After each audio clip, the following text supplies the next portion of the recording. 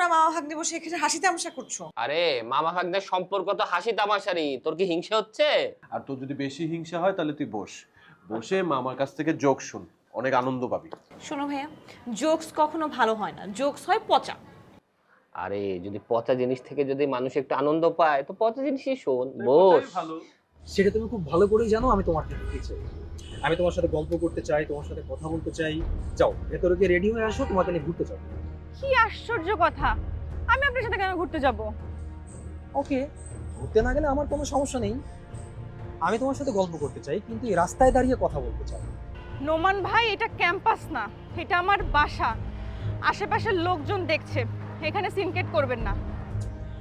আমি কোনো scene create করছি না। আসলে এখানে দাঁড়িয়ে কথা বলতে আমিও চাই না। তোমাকে বললাম চলো বাইরে যাই, ঘুরতে ঘুরতে কথা বলি, তুমি যাবে না। আচ্ছা ঠিক আছে, চলো বাসার ভেতরে গিয়ে দেখো। আপনার সাহস তো কম না, আপনি বাসার ভিতর যেতে যাচ্ছেন? সাহস না থাকলে প্রেম করবো কিভাবে? নোমান ভাই, আমি আপনার দুইটা পায়ে পড়ি, আপনি এক্ষুনি এখান থেকে চলে যান। চাচি দেখলে সর্বনাশ হয়ে যাবে, আমাকে বাসা থেকে বের করে দিবে, আমার পড়াশোনা বন্ধ হয়ে যাবে। আরে এত ভয় পেলে হয় নাকি? চলো তোমার চাচির সাথে পরিচয় করিয়ে দাও, আমি কথা বলবো চাচির সাথে। আপনি কি পাগল হয়ে গেছেন? কি আবল তাবল বকছেন? আরে আবল তাবল না, আমি একদম ঠিকঠাক বলতেছি। তোমাকে অনেকবার বলছি কিন্তু তুমি পাত্তা দাও না। এবার চলো সরাসরি তোমার চাচির সাথে কথা বলবো। চলো। চাচির সাথে কি কথা বলবেন? বলবো যে আমি তোমাকে ভালোবাসি। আমি আপনাকে অনেকবার বলছি আমি আপনাকে ভালোবাসি না। এখন বাসো না, পরে হয়তো ঠিকই ভালোবাসবে।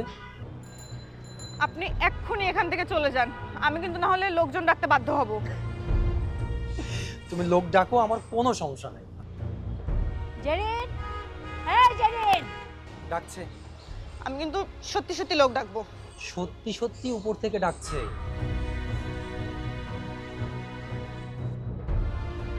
জি চাচি। রাস্তায় দাঁড়িয়ে এত কিসের কথা? ওনাকে নিয়ে ভিতরে আয়।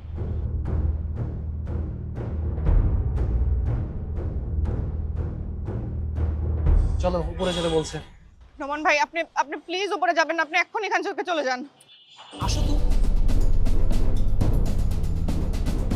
ওয়াও মামা, দেখছো ডেস্টিনেশন ওয়েডিং কি সুন্দর। পজ দে মামা, একটু পজ। আর কি হইলো? কিসে? পৃথিবীতে কত প্রজাতি আছে না, হ্যাঁ, কিন্তু কোনো প্রজাতি বিয়ে করে না, শুধুমাত্র মানুষ বিয়ে করে। আর এই মানুষই সবচেয়ে বড় শিক্ষিত। নটি। তোমরা মামা ভাগ্নে বসে এখানে হাসি তামাশা করছো। আরে মামা ভাগ্নের সম্পর্ক তো হাসি তামাশারই, তোর কি হিংসা হচ্ছে? আর তোর যদি বেশি হিংসা হয় তাহলে তুই বসে মামার কাছ থেকে জোক শুন, অনেক আনন্দ পাবি। শোনো ভাইয়া, জোকস কখনো ভালো হয় না, জোকস হয় পচা। আরে যদি পচা জিনিস থেকে যদি মানুষ একটু আনন্দ পায় তো পচা জিনিসই শোন, বস। এখানে আনন্দের কিছু নেই। তুমি যাও তো ওইখানে গিয়ে ড্রয়িং রুম থেকে জেনিনকে উদ্ধার করো। জেনে কি হয়েছে? জেনিনের উপর দিয়ে ঝড় বয়ে যাচ্ছে। আর এই ঝড়ের নাম শিউলি ঝড়। আর এটা তো নিত্যদিনের ব্যাপার, এটা নিয়ে এত টেনশন করছিস কেন? টেনশনের একটু বিষয় আছে, মানে জেরিনের পেছনে পেছনে একটা ছেলে চলে এসেছে, বলছে সে জেরিনকে ভালোবাসে। এটা তো একটা স্বাভাবিক ব্যাপার, একটা মেয়ের পিছনে একটা ছেলে আসবে। সেটা তুমি তোমার বোনকে গিয়ে বুঝাও, কিন্তু এখানে আরো একটা প্রবলেম আছে। আরো প্রবলেম আছে?